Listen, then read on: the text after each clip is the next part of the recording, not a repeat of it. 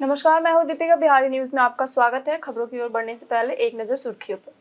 बिहार के पर्यटन स्थलों को मिलेगा अंतर्राष्ट्रीय लुक। 2130 करोड़ की योजना से होंगे बड़े विकास कार्य। बोधगया में बनेगा हेरिटेज हाट और इंटरनेशनल फूड कोर्ट। हज प्रशिक्षक आवेदन प्रक्रिया आज से शुरू। 23 अगस्त तक कर सकेंगे ऑनलाइन आवेदन। 30 अगस्त को होगी चयन परीक्षा। 100 ट्रेनों में बढ़ेगी अतिरिक्त कोच। यात्रियों को मिलेंगी 350 से ज्यादा सीटें। रेलवे बोर्ड ने जोनल टीमों से मांगी रिपोर्ट। जुलाई तक बिहार ने जुटाए 19,253 करोड़। राजस्व संग्रह में दर्ज हुई 18% बढ़ोतरी। वित्त मंत्री ने अधिकारियों को दिए सख्त निर्देश। आकाशदीप और मुकेश ने संभाला डीएसपी का पद। खेल कोटे से मिली बिहार पुलिस में नियुक्ति। 5 साल तक सक्रिय क्रिकेट खेलना अनिवार्य। इसी के साथ बढ़ते हैं शाम तक की खबरों की ओर विस्तार से। 2130 करोड़ की योजना से गया जी और बोधगया का बदलेगा पूरा स्वरूप। बिहार के प्रमुख धार्मिक और पर्यटन स्थलों को अंतर्राष्ट्रीय स्तर की सुविधाओं से जोड़ने के लिए 2130 करोड़ की कार्य योजना तैयार की गई है। गया जी बोधगया के विकास पर 1080 करोड़ रुपए, जबकि नालंदा राजगीर पर 1050 करोड़ खर्च करने का प्रस्ताव है। पर्यटन विभाग ने दोनों योजनाओं की डेस्टिनेशन स्ट्रैटेजी, डेवलपमेंट प्लान और फाइनल रिपोर्ट जुलाई में केंद्रीय पर्यटन मंत्रालय को भेज दी है। बोधगया में हेरिटेज हाट और इंटरनेशनल फूड कोर्ट बनाने का प्रस्ताव है। पर्यटन मंत्री केदार प्रसाद गुप्ता ने केंद्रीय मंत्री गजेंद्र सिंह शेखावत से मुलाकात कर जल्द मंजूरी मांगी है। वहीं सिमरिया घाट के लिए 12.16 करोड़ रुपए की योजना भी भेजी गई है। आज से शुरू हुए हज प्रशिक्षक बनने के लिए ऑनलाइन आवेदन। बिहार में आजमीने हज के प्रशिक्षक बनने के लिए ऑनलाइन आवेदन आज से शुरू हुए। आवेदन की अंतिम तारीख 23 अगस्त है, जबकि आवेदन की प्रिंट कॉपी 25 अगस्त तक बिहार राज्य हज समिति कार्यालय में जमा करनी होगी। चयन के लिए 30 अगस्त को परीक्षा होगी और सितंबर में साक्षात्कार आयोजित किया जाएगा। राज्य हज समिति के अनुसार 25 से 60 वर्ष तक के 12वीं पास पुरुष और महिलाएं आवेदन कर सकते हैं। आवेदक को पिछले 5 वर्षों में हज यात्रा का अनुभव, हज उम्रा की जानकारी और हिंदी, अंग्रेजी, उर्दू व क्षेत्रीय भाषा का ज्ञान होना जरूरी है। आवेदन हज कमेटी ऑफ इंडिया की वेबसाइट पर किया जा सकेगा। नवंबर से पढ़ाई में ढिलाई करने वाले शिक्षकों पर होगी सख्त कार्रवाई। पटना कॉलेजिएट स्कूल के 191वें स्थापना दिवस समारोह में शिक्षा मंत्री मिथिलेश तिवारी ने कहा कि अक्टूबर तक शिक्षकों की समस्याओं के समाधान पर काम होगा, लेकिन नवंबर से पढ़ाई में लापरवाही पर कार्रवाई की जाएगी। आपातकालीन स्थिति में शिक्षकों को 48 घंटे में छुट्टी देने की व्यवस्था 31 अक्टूबर तक लागू होगी। मंत्री ने बताया कि 11 राज्यों में नीतियों का अध्ययन कर नए शिक्षक ट्रांसफर पॉलिसी बनाई गई है। इस शिक्षा पोर्टल पर 97,000 स्कूल और करीब 2 करोड़ बच्चे पंजीकृत हैं। 20,000 स्कूल 21 मानकों पर खड़े हैं, जबकि 77,000 में सुधार जारी है। हर स्कूल में पूर्ववर्ती छात्र एसोसिएशन बनाने की योजना है। बिहार संपर्क क्रांति समेत 100 ट्रेनों में बढ़ाई जाएंगी सीटें।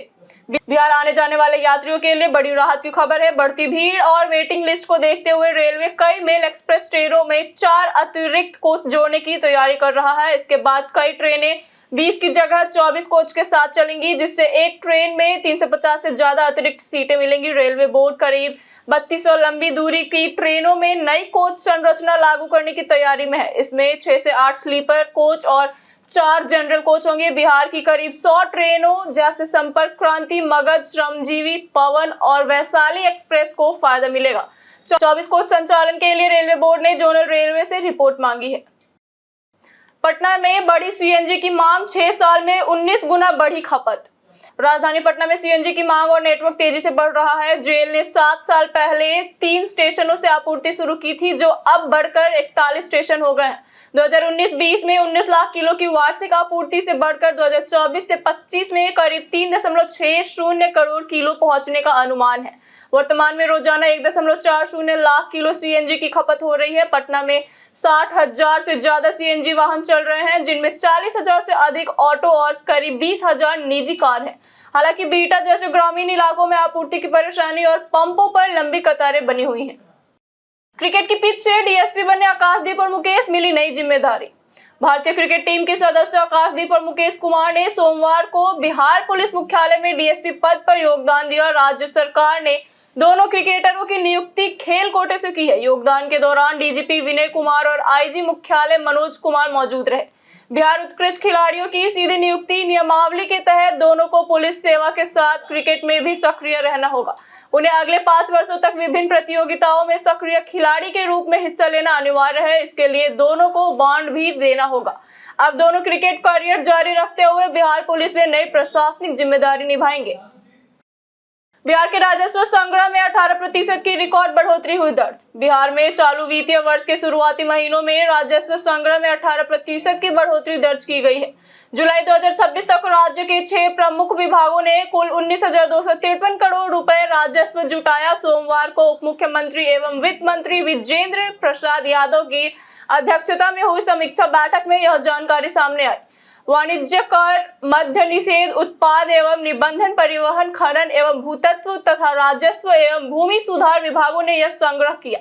वित्त मंत्री ने अधिकारियों को राजस्व संग्रह की गति और तेज करने, निर्धारित लक्ष्य समय पर पूरा करने और लगातार निगरानी रखने के निर्देश दिए। सरकार का फोकस राजस्व स्रोत मजबूत करने पर है। बिहार में बनेगी सुनील शेट्टी की नई फिल्म। बॉलीवुड अभिनेता सुनील शेट्टी ने सोमवार को मुख्यमंत्री सम्राट चौधरी से मुलाकात की। इस दौरान बिहार में फिल्म शूटिंग, फिल्म उद्योग और राज्य में फिल्म हब विकसित करने को लेकर चर्चा हुई।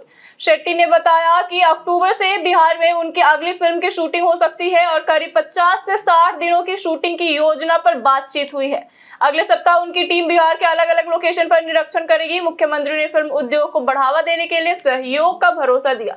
शेट्टी ने कहा कि फिल्म निर्माण से रोजगार, पर्यटन और प्रोडक्शन को बढ़ावा मिलेगा। फिल्म का नाम और अन्य विवरण जल्द सार्वजनिक किए जाएंगे। पटना मेट्रो को मिली 628 करोड़ रुपए की सौगात, काम पकड़ेगा रफ्तार। पटना मेट्रो रेल परियोजना के निर्माण और संचालन को गति देने के लिए राज्य सरकार ने 628.32 करोड़ की सब्सिडी मंजूरी की है। यह राशि वित्तीय वर्ष 2026 और 27 में केंद्र की विशेष सहायता योजना के तहत मिली है और PMRCL के जरिए मुख्य निर्माण कार्यों में खर्च होंगी। केंद्र ने बिहार के लिए 2,925 करोड़ की परियोजनाएं मंजूरी की है, जिसकी पहली किस्त 2,628.32 करोड़ जारी हुई। पटना मेट्रो की फंडिंग में केंद्र और राज्य की 20% हिस्सेदारी, जबकि 60% बाहरी ऋण है। प्राथमिकता कॉरिडोर के रखरखाव की जिम्मेदारी DMRC को दी गई है, जिसकी 2 वर्ष 8 महीने की अनुमानित लागत 2,179.37 करोड़ है। बिहार में मुखियाओं पर होगी सख्ती। बिहार की ग्राम पंचायतों में विकास योजनाओं में वित्तीय अनियमितताओं के आरोप के बाद 2000 से ज्यादा मुखिया जांच के दायरे में आ गए हैं। मुख्यमंत्री ग्रामीण सोलर स्ट्रीट लाइट, नल गली, नल जल और स्वच्छता योजनाओं के नियमों की अनदेखी, घटिया काम, दस्तावेजों की कमी और बिना ग्राम सभा राशि खर्च करने के मामले सामने आए हैं। गंभीर आरोपों में 12 मुखियाओं को पद से हटाने की प्रक्रिया शुरू हुई है। समस्तीपुर की मुखिया ललिता देवी के खिलाफ भी कार्रवाई की सिफारिश की गई है। दोष साबित होने पर पद से हटाने के साथ 5 साल तक चुनाव लड़ने पर रोक और सरकारी राशि की वसूली हो सकती है। उर्दू, फारसी, संस्कृत शिक्षकों के ट्रांसफर पर हुई सियासी जंग। बिहार में शिक्षकों के तबादलों को लेकर सियासी विवाद तेज हो गया है। नेता प्रतिपक्ष तेजस्वी यादव ने मुख्यमंत्री सम्राट चौधरी को पत्र लिखकर उर्दू, अरबी, फारसी और संस्कृत शिक्षकों के कथित भेदभावपूर्ण स्थानांतरण पर सवाल उठाए हैं। उन्होंने आरोप लगाया कि कई स्कूलों में एकमात्र विषय शिक्षक को भी सरप्लस बताकर तबादला किया जा रहा है। 5 साल से कम सेवा वाले, संविदा और हाल में स्थानांतरित शिक्षकों के नाम भी सूची में होने की शिकायत है। तेजस्वी ने स्वतंत्र समीक्षा, गलत तबादले रद्द करने, स्वीकृत पद न खत्म करने, उर्दू संस्कृत शिक्षकों की उपलब्धता और मदरसों संस्कृत विद्यालयों के 5 से 6 महीने की लंबित वेतन तत्काल जारी करने की मांग की है। पटना में फर्जी जमीन के नाम पर की 3.60 करोड़ की ठगी। पटना में 20 बीघा जमीन पर बहुमंजिली इमारत बनाने का झांसा देकर रियल एस्टेट प्रमोटर से 3.60 करोड़ रुपए की ठगी का मामला सामने आया है। सोनपुर निवासी दिनेश कुमार सिंह की शिकायत पर श्री कृष्णपुरी थाने में भारती, मुन्नी देवी, मोहित, विकास, अनु कुमार समेत कई लोगों के खिलाफ FIR दर्ज हुए हैं। आरोप है कि फर्जी आधार, पैन और जाली दस्तावेजों के जरिए पाटलिपुत्र जंक्शन के पास जमीन को अपना बताकर 4 करोड़ की डील तय की गई। 3.60 करोड़ लेने के बाद आरोपी नापी कब्जे से बचने लगे। जांच में कथित मालिक फर्जी निकले। पुलिस मामले की जांच कर रही। तेज प्रताप ने जारी की चेतावनी, मोतीलाल राय से रहे सतर्क। जनशक्ति दल के प्रमुख तेज प्रताप यादव ने अपने पूर्व निजी सहायक और पार्टी के निष्कासित महासचिव मोतीलाल राय को लेकर लोगों को सतर्क रहने की चेतावनी जारी की है। तेज प्रताप ने आरोप लगाया कि मोतीलाल राय करीब 20 लाख रुपए, महत्वपूर्ण दस्तावेज और मोबाइल फोन लेकर फरार है और अब अलग अलग नंबरों से पार्टी पदाधिकारियों व समर्थकों से पैसे और सामान की मांग कर रहे हैं। उन्होंने पार्टी सदस्य फराज अहमद से स्कूटी मांगने का भी आरोप लगाया। तेज प्रताप के मुताबिक मोतीलाल राय के खिलाफ सचिवालय थाने में चोरी की एफआईआर दर्ज है।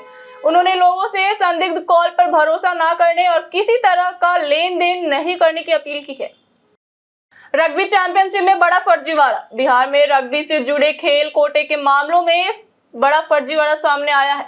बिहार राज्य खेल प्राधिकरण की जांच में आरोप है कि 2019 नेशनल रग्बी चैंपियनशिप में रग्बी संघ सचिव पंकज ज्योति की पत्नी वंदना कुमारी की जगह दूसरी खिलाड़ी ने जर्सी नंबर 12 में मैच खेला। इसके बावजूद रिकॉर्ड में वंदना की विजेता टीम का सदस्य बताया गया और उन्हें 33,333 खेल सम्मान राशि मिली। वंदना भवन निर्माण विभाग में कार्यरत है और खेल प्रमाण पत्र से नौकरी लाभ लेने के भी आरोप है। बीएसएसए ने राशि वसूलने, लाभ रद्द करने और एफआईआर की सिफारिश की है। इससे पहले रग्बी खिलाड़ी सुधांशु रंजन भी निलंबित हो चुके हैं। एग्जीक्यूटिव इंजीनियर के 4 ठिकानों पर एसवीयू की रेड। लघु जल संसाधन विभाग के कार्यपालक अभियंता हरेंद्र कुमार के खिलाफ आय से अधिक संपत्ति के मामले में एसवीयू ने बड़ी कार्रवाई की है। 10 अगस्त 2026 को एफआईआर दर्ज होने के बाद आज जांच एजेंसियां अलग अलग टीमों के साथ उनके 4 ठिकानों पर तलाशी शुरू कर दी है। हरेंद्र कुमार वर्तमान में बांका में पदस्थ है। बांका स्थित उनकी सरकारी आवास और कार्यालयों में छापेमारी जारी है, जहां विभागीय दस्तावेजों और रिकॉर्ड की जांच हो रही है। पटना में उनके 2 ठिकानों पर भी दबिश दी गई। अधिकारी अविनाश कुमार के अनुसार पटना में जमीन से जुड़े 3 दस्तावेज मिले हैं। एजेंसी बैंक खातों, संपत्ति, आय के स्रोत और वित्तीय रिकॉर्ड की जांच कर रही है। बीते दिन हमारे द्वारा पूछे गए सवालों का जवाब आप लोगों में से बहुत लोगों ने हमारे कमेंट बॉक्स सेक्शन में लिख कर दिया है। जिन्होंने हमारे द्वारा पूछे गए सवाल का जवाब हमें हमारे कमेंट सेक्शन में लिख कर दिया है, उनके नाम हैं राजकिशोर महतो, प्रमोद मंडल, राकेश मिश्रा, लक्ष्मी मेहता, नरेंद्र कुमार सिन्हा, विजेश कुमार, रवि मोहन वर्मा, रमाशंकर सिंह, उमा शंकर कुमार, नौशाद राजा, राजेश कुमार शर्मा, जितेंद्र ठाकुर, विनोद शाह, रंजीत मिश्रा, अनवर खान करीम, संजीव कुमार, हरेंद्र सिंह, अमित पासवान, अमरजीत सफी, अर्जुन राम, दीपक कुमार, संदीप कुमार, विश्वनाथ खत्री, विक्रम कुमार और रंजू कुमारी। इसी के साथ बढ़ते आज के सवाल की ओर। आज का सवाल है कि आपके अनुसार रेलवे और परिवहन सुविधाओं में और सुधार होना चाहिए। आप अपना जवाब हमें हमारे कमेंट सेक्शन में लिखकर जरूर बताएं। आज के लिए इतना ही। बिहार के तमाम खबरों के साथ बने रहने के लिए देखते रहिए बिहारी न्यूज। और साथ ही अगर आप यूट्यूब चैनल पर देख रहे हैं तो चैनल को सब्सक्राइब करना ना भूलें और अगर आप हमारे फेसबुक पेज पर देख रहे हैं तो पेज को लाइक और फॉलो जरूर करें। धन्यवाद।